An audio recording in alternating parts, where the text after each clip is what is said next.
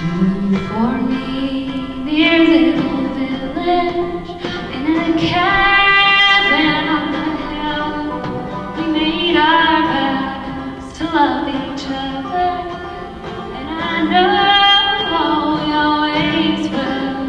Yeah, she's my rose of old Kentucky, and I watch her bloom as the years roll by, and I know they'll never be another. Gonna love her till the day I die. On coal! Then a congressman said, how can you say there's a war on coal? We're giving you $60 billion in the Waxman and Markey bill.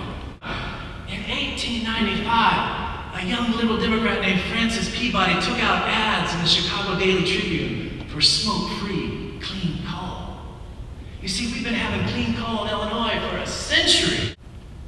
We need a just transition, folks. The coal fields need their fair share of this clean energy revolution. We can't go around them any longer. We have to begin there. That if they can't put up windmills, they can't put up solar panels, they can build them. That they must be a part of the move toward this future. That we can't allow another compromise. Because the compromise of strip mining led to 40 years of mayhem. It led to the destruction of 500 mountains. It led to the largest forced removal of American citizens. It led to a death toll that we never recognized. But a compromise for climate legislation will lead to the end of the planet. In 1999, went to New Orleans, got a car, had my REI issue backpack and North Face sleeping bag bungee corded onto it. Went down to one of the biggest bayous in South Louisiana, Bayou Lafourche.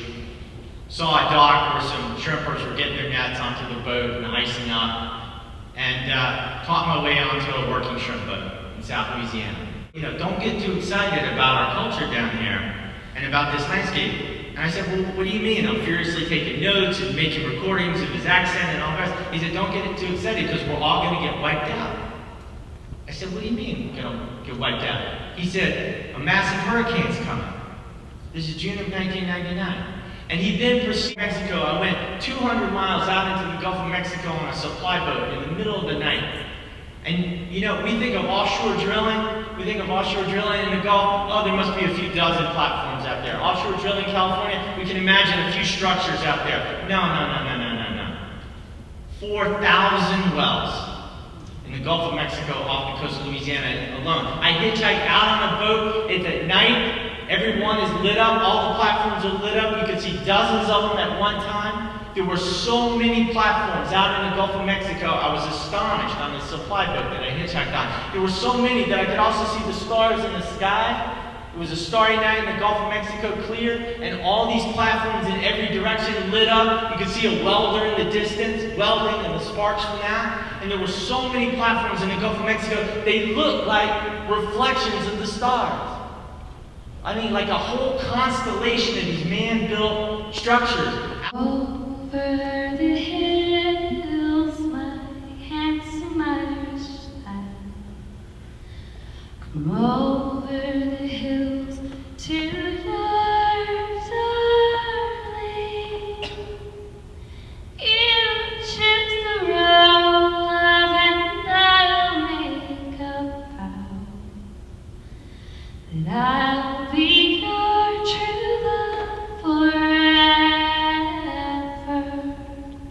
See it very well, but what they said is, look, in Israel we're going to organize a big giant 3, or maybe Jordan a big giant 3, in Palestine a big 5 along the Dead Sea, in Jordan a big 0, and we'll get pictures of them, we'll put them together, and we'll demonstrate that we're going to need to put aside a few other problems from time to time to work on this one.